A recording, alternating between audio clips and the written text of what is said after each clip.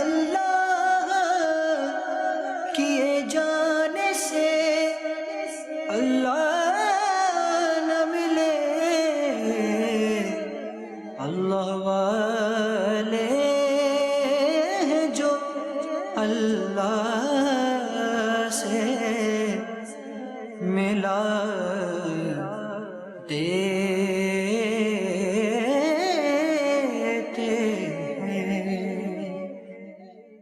الحمدللہ رب العالمین والصلاة والسلام علی سید المرسلین اما بعد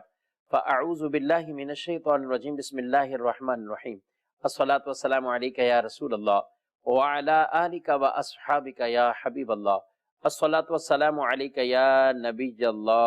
وعلی آلکہ واصحابکہ یا نور اللہ۔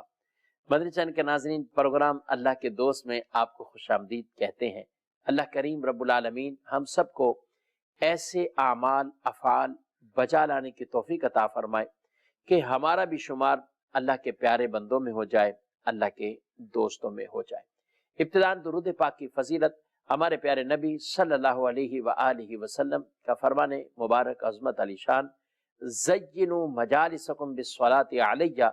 فإن صلاتکم علی نور لکم یوم القیامہ۔ ارشاد فرمایا اپنی مجلسوں کو مجھ پر درود پڑھ کر آراستہ کرو کہ تمہارا مجھ پر درود پڑھنا قیامت کے دن تمہارے لیے نور ہوگا۔ صلو علی الحبیب صلی اللہ تعالی علی محمد صلی اللہ علیہ وآلہ وسلم، صلاۃ و سلام علیکہ یا سیدی یا رسول اللہ وعلی آلکہ واصحابکہ یا سیدی یا حبیب اللہ۔ مدنی چینل کے ناظرین، انسان کی زندگی کا جو نام ہے وہ نشیب و فراز ہے، یعنی زندگی میں کئی اس طرح کے معاملات آتے ہیں، کبھی دکھ پہنچتے ہیں تو کبھی سکھ پہنچتے ہیں، کبھی انسان راحت کی زندگی گزار رہا ہوتا ہے اور کبھی طرح طرح کی پریشانیوں میں آ جاتا ہے، کبھی عیش و عشرت کے معاملات بھی ہوتے ہیں اور کبھی بہت بڑی بڑی مصیبتیں بھی آپ پہنچتی ہیں۔ المختصر، انسان کو ہر وقت اپنے رب عز و جل نے جو ہمارے لیے مقدر فرمایا اس پر راضی رہنا، اور جو مصیبتیں اور آلام انسان کو پہنچتی ہیں ان کے اوپر صابر رہنا، یہ بہت بڑا عمل ہے کہ جس کی وجہ سے اللہ بھی ایسے لوگوں کو پسند فرماتا ہے کہ جو اللہ کی رضا کے لیے مصیبتوں اور پریشانیوں کے اوقات میں صبر کر جاتے ہیں، رب انہیں پسند فرماتا ہے اور انہیں اپنا دوست بناتا ہے، ان سے اللہ محبت فرماتا ہے۔ اور یہ بھی ایک نشانی ہے، ایک علامت ہے کہ جب اللہ کسی سے محبت کرتا ہے تو پھر طرح طرح سے اس کو آزماتا بھی ہے، اور جو اس آزمائش سے نکلتے ہیں رب تعالی ان کے لیے پھر بشارتیں عطا فرماتا ہے۔ آپ دیکھتے نہیں قرآن پاک میں اللہ فرماتا ہے ان اللہ مع الصابرین، بے شک اللہ صبر کرنے والوں کے ساتھ ہے، اللہ صبر کرنے والوں کے ساتھ ہے۔ اور پھر یہ بھی ارشاد فرما دیا رب عز و جل نے وَلَنَبْلُوَنَّكُمْ بِشَيْءٍ مِّنَ الْخَوْفِ وَالْجُوعِ وَنَقْصٍ مِّنَ الْأَمْوَالِ وَالْأَنفُسِ وَالثَّمَرَاتِ وَبَشِّرِ الصَّابِرِينَ۔ فرمایا ہم تمہیں ضرور آزمائیں گے، بھوک کی وجہ سے، کبھی بھوک، کبھی خوف، کبھی جان کی کمی، کبھی مال کی کمی، کبھی پھلوں کی کمی۔ پھلوں کی کمی کا سبب، اولاد کی کمی کے سبب، کسی خوف کی وجہ سے یا بھوک کی وجہ سے، یہ وہ اسباب بیان کیے کہ ہم ضرور تمہاری آزمائش کریں گے، اور جو ان میں کامیاب ہوتا ہے وَبَشِّرِ الصَّابِرِينَ، اللہ انہیں فرماتا ہے ان صبر کرنے والوں کو خوشخبری عطا فرما دو، ان کو بشارتیں عطا فرما دو جو ایسے مواقع پر صبر کر جاتے ہیں۔ ہم دیکھیں حضرات انبیاء کرام علیہ السلام کی زندگیوں کو کہ طرح طرح کے معاملات ان کے ساتھ بھی ہوئے، آزمائشیں بھی آئیں، طرح طرح کی پریشانیاں، مصیبتیں، آلام، سب کچھ، حالانکہ وہ اللہ کے نبی ہیں۔ اور بلکہ پیارے نبی صلی اللہ علیہ وسلم نے تو یہاں تک فرمایا کہ آدمی کی آزمائش اس کے دین کے اعتبار سے ہوتی ہے، جتنا دین میں قوی ہے اس کی آزمائش اتنی زیادہ قوی ہوتی ہے، یعنی زیادہ اس کی آزمائش ہوتی ہے، سخت ہوتی ہے۔ اور فرمایا سب سے زیادہ انبیاء کی، اور دین میں ستائے جانے کے اعتبار سے بھی ارشاد فرمایا کہ انبیاء اکرام کو جتنا ستایا گیا اتنا کسی کو بھی نہیں ستایا گیا۔ یہ بھی ایک طرح کی آزمائش ہے۔ پھر انبیاء کرام علیہ السلام کے دیگر امراض کے اعتبار سے بھی اگر ہم حضرت ایوب علیہ السلام کے اگر واقعات پڑھتے ہیں کہ آپ علیہ السلام جن کی اولاد پوری کی پوری جو ہے وہ چھت گرنے سے انتقال کر جاتی ہے، جن کی بکریاں ہلاک ہو جاتی ہیں، جن کی فصلیں ساری تباہ ہو جاتی ہیں، یعنی مال بھی گیا، اولاد بھی گئی، یہاں تک کہ آپ جب مرض میں مبتلا ہوئے اور آپ کے اللہ نے یوں آزمائش فرمائی ہے تو آپ اس مرض کی حالت اور کیفیت میں جب آپ رہے تو ساتھی بھی ساتھ چھوڑ گئے سوائے آپ کی اہلیہ بیوی کے، لیکن آپ صبر پر ایسے آپ ڈٹے ہوئے تھے، اور کیسے نہ ڈٹتے، آپ تو اللہ کے نبی تھے، صابرین کے گویا کہ آپ اس حوالے سے امام ہیں، اور آپ پھر ایک طویل عرصہ گزار دیتے ہیں اسی حالت میں۔ یہ کوئی 1 مہینے کی بیماری نہیں تھی، 2 مہینے 6 مہینے کا قصہ نہیں تھا، تفاسیر میں بیان کیا 12 سال اور بعض نے 18 سال بیان کیے، اتنی بڑی آزمائش۔ پھر جا کر اللہ سے دعا مانگتے ہیں کہ اللہ مجھے تکلیف پہنچی ہے، تو بڑا رحم کرنے والا ہے۔ ایسی حالت میں بھی کوئی شکوے والا کلمہ زبان پر نہیں ہے، یا اللہ تو بڑا رحم کرنے والا ہے۔ اور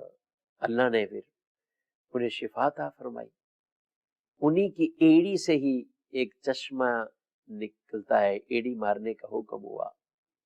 اس کا پانی پیتے ہیں، ایک چشمے کے پانی سے نہاتے ہیں، ظاہری بھی سارے ٹھیک ہو جاتے ہیں، اندرونی مرض بھی چلے جاتے ہیں،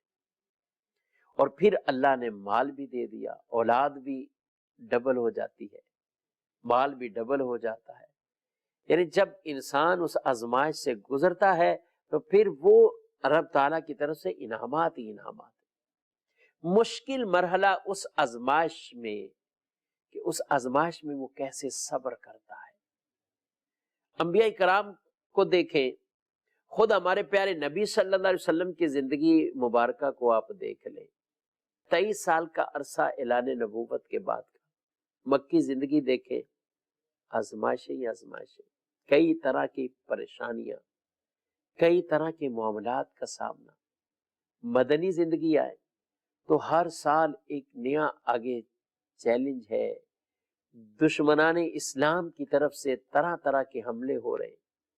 اور یہ 10 سال آپ کی یوں بیتے۔ اولاد کے اعتبار سے دیکھیں تو بیٹے آپ کے بچپن میں ہی انتقال کر گئے، وصال فرما گئے۔ اسی لیے آپ صلی اللہ علیہ وآلہ وسلم کا یہ آپ کو اعزاز اللہ نے دیا ہے کہ آپ کا نسب وہ بیٹیوں سے ہے،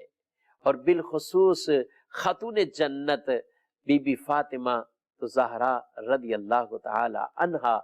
ان کی اولادوں سے، اور چونکہ دیگر بیٹیوں سے بھی آپ کی اولادیں ہوئی تھیں مگر اس عمر تک نہ پہنچ سکی کہ ان کے آگے شادیاں اور نکاحوں کے سلسلے،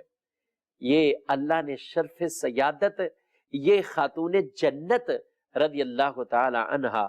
ان کو عطا فرمایا کہ ان کے حسنین کریمین کی جو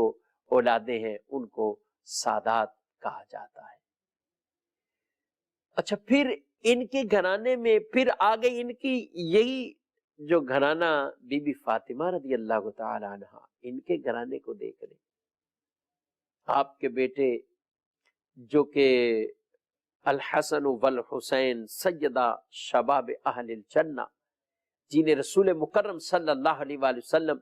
جنتی نوجوانوں کا سردار فرمائے، جنہیں رسول مکرم صلی اللہ علیہ وآلہ وسلم فرمائے کہ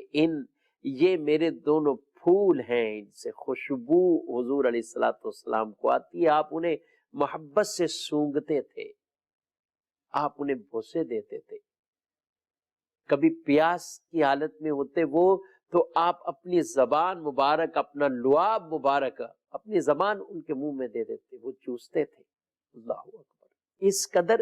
آقا دو جہاں سرور کائنات صلی اللہ علیہ وآلہ وسلم ان سے بھی اس قدر پیار فرمانے والے، اور ان کے گھرانے پر بھی اس طرح کی آزمائشیں آئیں۔ آزمائش کا آنا یہ کوئی بری چیز نہیں ہے، آزمائش پر بے صبری کرنا یہ بری چیز ضرور ہے، آزمائش پر شکوے شکایات کرنا یہ بری چیز ضرور ہے، مصیبتوں اور آزمائش کے وقت ایسے معاذ اللہ کلمات کہہ دینا کہ جس کی وجہ سے بعض اوقات انسان دائرہ اسلام سے خارج ہو جاتا ہے، یہ ضرور بری چیز ہے۔ لیکن آزمائش پر جو صابر بنتے ہیں، اور پھر صابر بھی ایسے بنے کہ جن کی صبر کی مثالیں رہتی دنیا تک ہوں، جن کی صبر کی مثالیں رہتی دنیا تک ہوں، اور گویا کہ قرآن کی آیتوں کی وہ تفسیر عملی طور پر پیش کر رہے ہوں۔ میدان کربلا ہے، اس کربلا کے میدان میں امام علی مقام امام حسین رضی اللہ تعالی عنہ اور آپ کے رفقا، آپ کے گھر والے، گویا کہ پورا خاندان ہی آپ کا وہاں ہے، جن میں عورتیں بھی ہیں، بچے بھی ہیں، آپ کے قریبی اور عزیز بھی ہیں، اور آپ رضی اللہ تعالی عنہ ایسے جبل استقامت بنے ہوئے۔ کس قدر آزمائشیں آپ کو آئی، اور طرح طرح کی آزمائشیں آپ کو آئی۔ آپ ذرا سوچئے تو صحیح، پانی نہیں ہے، کھانے پینے کے معاملات نہیں ہے، پھر ساتھ آپ 56 سال 57 سال یہ عمر آپ کی بیان کی گئی، اور اپنے ہاتھوں سے اپنے بیٹوں کے آپ جو ہے وہ میت، وہ جسم مبارک اٹھا کر میدان سے آپ خیموں میں لائیں۔ آسان کام نہیں ہے مدنی کے ناظرین، آسان کام نہیں ہے۔ آپ کے شہزادے جو ہے وہ چھوٹے شہزادے علی اصغر رضی اللہ تعالیٰ عنہ، وہ ان کا آپ کے سامنے خون جو ہے وہ بہہ جائے، پھر آپ کے بھائی عباس علمدار رضی اللہ تعالیٰ عنہ، ان کے مبارک جو ہے وہ جسم آپ دیکھ رہے ہو، وہ بھی شہید ہو گئے، یہ بھی شہید، اور یہ طرح طرح کی دیگر جو ہے وہ آپ کے ساتھ وہاں آزمائشوں کا جو معاملہ ہے۔ یہ قرآن کی یہ آیت پڑھیں اور کربلا کا منظر دیکھتے جائیں۔ اہل بیت اطہار کے اس گھرانے نے پوری تفسیر بیان کر دی ہے، عملی طور پر تفسیر بیان کر دی ہے کہ کیسے اللہ کی رضا پہ راضی رہنا ہے، کیسے ان آزمائش کا سامنا کرنا ہے۔ وَلَنَبْلُوَنَّكُمْ بِشَيْءٍ مِّنَ الْخَوْفِ وَالْجُوعِ وَنَقْصٍ مِّنَ الْأَمْوَالِ وَالْأَنفُسِ وَالثَّمَرَاتِ وَبَشِّرِ الصَّابِرِينَ۔ وہاں بھوک سے بھی آزمائش ہو رہی ہے، جان کی کمی بھی ہے، مال کی کمی بھی ہے، پیاس بھی ہے، بھوک کی شدتیں بھی ہے، سب کچھ ہے۔ اور پھر اللہ فرماتا ہے وَبَشِّرِ الصَّابِرِينَ، صبر کرنے والوں کو خوشخبری۔ کیا خوشخبری ہے؟ الذین اذا اصابتہم مصیبہ، کون ہے صبر کرنے والے؟ الذین اذا اصابتہم مصیبۃ قالوا انا للہ وانا الیہ راجعون، جب انہیں مصیبت پہنچے تو وہ یہ کہتے ہیں کہ ہم اور سب کچھ ہمارا یہ اللہ کا ہے، اور ہم نے اسی کی طرف لوٹ کر جانا ہے۔ اولئک علیہم صلوات من ربہم ورحمہ واولئک ھم المہتدون، فرمایا اللہ کی طرف سے ان پر وہ درود ہیں، وہ رحمتیں ہیں، اور وہی ہدایت یافتہ، وہی ہدایت یافتہ۔ اللہ صبر کرنے والوں سے محبت کرتا ہے، آزمائش پر پورا اتر جانے والے یہ اللہ کے پیارے بندے بن جاتے ہیں۔ ہم حضرات اولیاء کرام کے یا حضرات انبیاء کرام یا حضرات صحابہ کرام یا حضرات اہل بیت اطہار، ان کے واقعات ہم پڑھتے ہیں، سنتے ہیں، تو ہم کبھی یہ ذہن بنا لیتے ہیں یہ انہی کا حصہ اور فضیلتیں. بے شک وہ شانوں والے، فضیلتیں ان کی،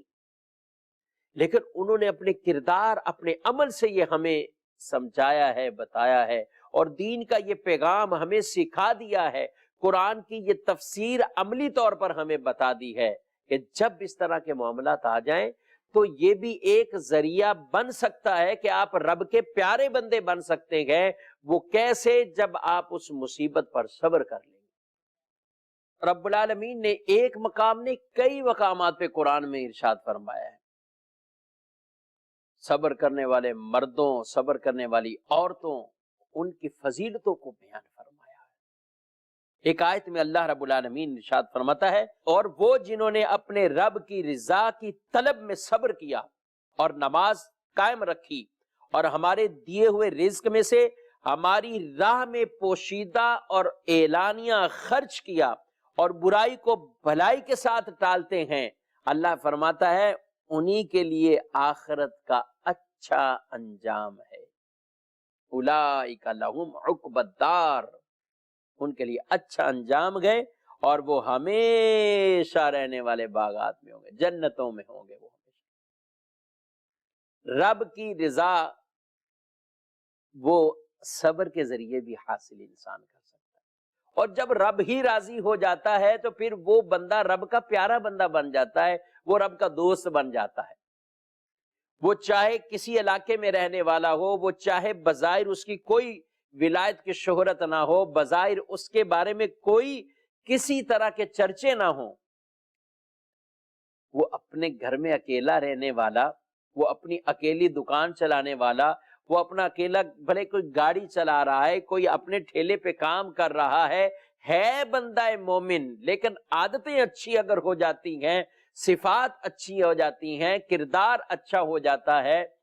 تو اللہ اسے بھی اپنا پیارا بندہ بنا لیتا ہے. جی، اللہ اسے بھی اپنا پیارا بندہ اور محبوب بندہ بنا لیتا ہے جو صبر کرتا ہے. حضرت انس رضی اللہ عنہ بیان کرتے ہیں کہ حضور اقدس صلی اللہ علیہ وسلم نے ارشاد فرمایا، بے شک زیادہ اجر سخت آزمائش پر ہی ہے. زیادہ اجر سخت آزمائش پر ہی ہے. اللہ عز و جل جب کسی قوم سے محبت کرتا ہے تو انہیں آزمائش میں مبتلا کر دیتا ہے. اور پھر فرمایا، تو جو اس کی قضا پر راضی ہو اس کے لیے رضا ہے، اور جو ناراض ہو اس کے لیے ناراضی ہے، اس کے لیے ناراضی. ہم دیکھتے ہیں بارشوں کے ذریعے سے نقصان ہوئے، کبھی سیلاب کے ذریعے نقصان ہوتے ہیں، کبھی زلزلوں کے ذریعے سے نقصان ہو جاتے ہیں، کبھی ایکسیڈنٹ ہو جائے تو نقصان ہو جاتے ہیں، کبھی مال چوری بھی ہو جاتا ہے، کبھی مال ضائع بھی ہو جاتا ہے، مال گم بھی ہو جاتا ہے، کبھی مالی طور پر نقصان، کبھی جانی طور پر نقصان. تو جو آدمی ایسے مواقع پر رب کی رضا پر راضی رہتا ہے، رب کی قضا پر، تقدیر کے معاملات میں راضی رہتا ہے، اس کے لیے اللہ کی رضا لکھ دی جاتی ہے اور رب اس سے راضی ہو جاتا ہے. اور جو ایسے موقع پر ناراضگی کا اظہار کرتا ہے، معاذ اللہ، اللہ سے ناراض ہونا، نعوذ باللہ من ذالک، نعوذ باللہ من ذالک. ایسے لوگوں کو اللہ سے ڈرنا چاہیے. جو کچھ تھا وہ اللہ نے ہی دیا ہے. اگر اللہ انہی معاملات میں کچھ آزمائش میں مبتلا بھی کر دے تو پھر صبر کریں اور اللہ سے دعا مانگے. وہ جس کی طرف سے آزمائشیں آتی ہیں وہ آزمائشیں ختم کرنے پر بھی قادر ہے. قرآن کہتا ہے نا، قُلْ لَن يُصِيبَنَا إِلَّا مَا كَتَبَ اللَّهُ لَنَا هُوَ مَوْلَانَا وَعَلَى اللَّهِ فَلْيَتَوَكَّلِ الْمُؤْمِنُونَ. اے محبوب، ان سے فرمائے کہ ہمیں ہرگز کچھ مصیبت نہیں پہنچے گی مگر جو اللہ نے ہمارے لیے لکھ دیا ہے. وہی تو ہمارا مولا ہے، اسی پر ہی تو مومنوں کو توکل کرنا. تو وہ رب ہے، وہ قادر ہے، وہ قادر مطلق ہے. ایک اور حدیث پاک حضرت عبداللہ بن عباس رضی اللہ عنہ سے روایت، رسول اللہ صلی اللہ علیہ وآلہ وسلم نے ارشاد فرمایا، جس کے مال یا جان میں مصیبت آئی پھر اس نے اسے پوشیدہ رکھا اور لوگوں پر ظاہر نہ کیا اللہ پر حق ہے کہ اللہ اس کی مغفرت فرما دے،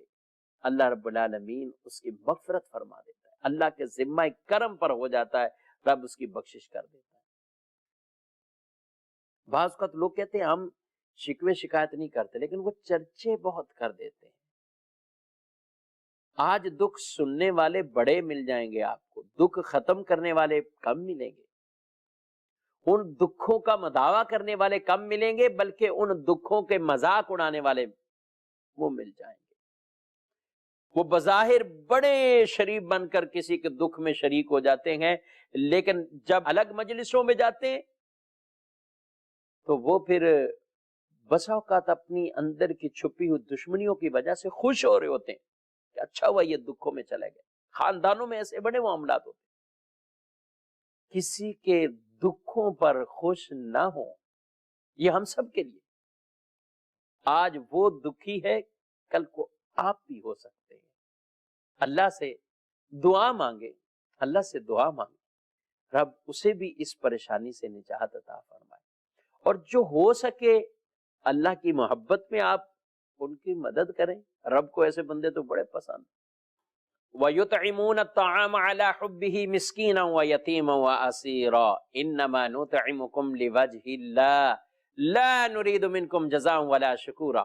اللہ کی محبت میں کھانے کھلاتے ہیں، یتیم کو، قیدی کو، مسکین کو،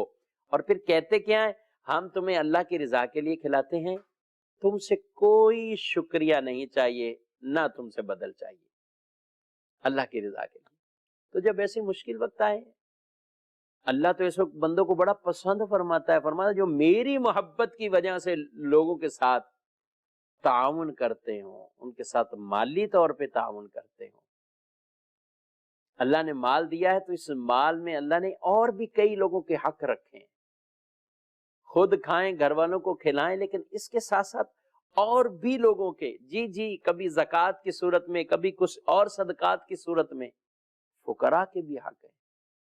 محروم لوگوں کے، جن کو نہیں دیا گیا، ان کے بھی حق مالداروں کے مالوں پر ہوتے ہیں۔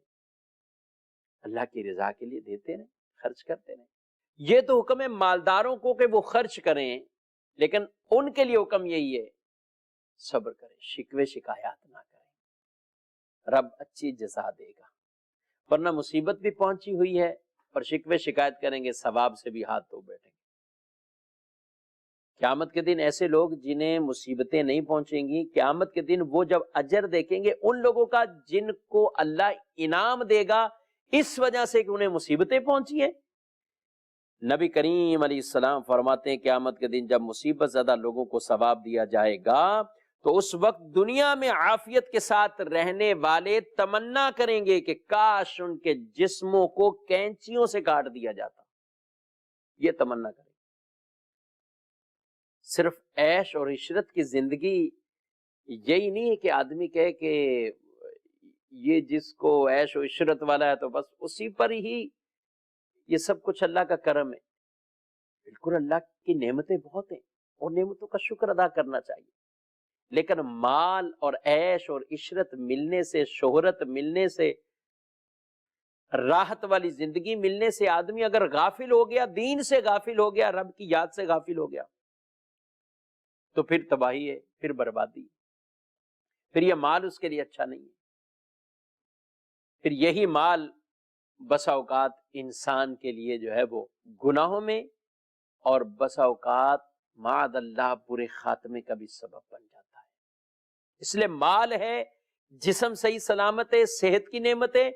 تبھی تو فرمایا گیا رب کے شکر گزار بن جاؤ، رب کے شکر گزار بنو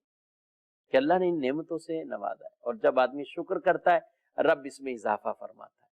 زوال نعمت سے کہ نعمت زائل ہونے، اس کے بچنے کی دعا مانگے، یہی ہمارے اولیاء کا طریقہ، یہی ہمارے بزرگوں کا طریقہ رہا ہے۔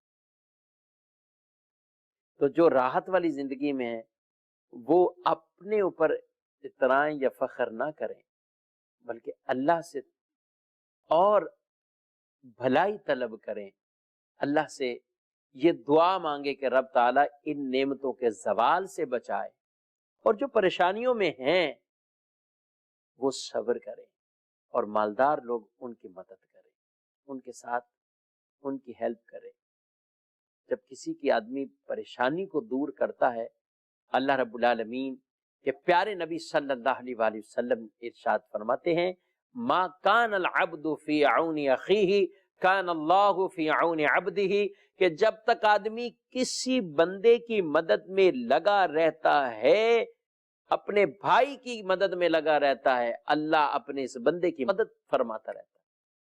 اس لیے آپ نے دیکھا ہوگا جو لوگ زیادہ دیتے ہیں ان کے پاس زیادہ ہی آتا رہتا ہے، جو روکتے ہیں وہ رک ہی جاتا ہے. جہاں جس کنویں سے پانی نکلتا رہے تو مزید پانی بڑھتا رہتا ہے، اور جس کنویں سے پانی نکالنا چھوڑ دیا جائے وہ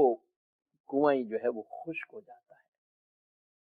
تو یہ اللہ نے دیا ہے مال تو اللہ کی راہ میں نکالیے. تو مدرسہ کے ناظرین، یہ دونوں طرح کے پہلو وہ بیان کیے ہیں، اور یہ دونوں پہلو ایسے ہیں کہ جن پر آدمی عمل کر کے اللہ کا پیارا بندہ بن سکتا ہے، اللہ کا دوست بن سکتا ہے. مالدار خرچ کر کے بن سکتا ہے، اور مصیبت زدہ صبر کر کے اللہ کا دوست بن سکتا ہے. اللہ کریم مجھے آپ کو عمل کی توفیق عطا فرمائے، آمین، بجاہ النبی الامین صلی اللہ علیہ وآلہ وسلم. اللہ اللہ کیے جانے سے اللہ نہ ملے، اللہ والے ہیں جو اللہ سے ملا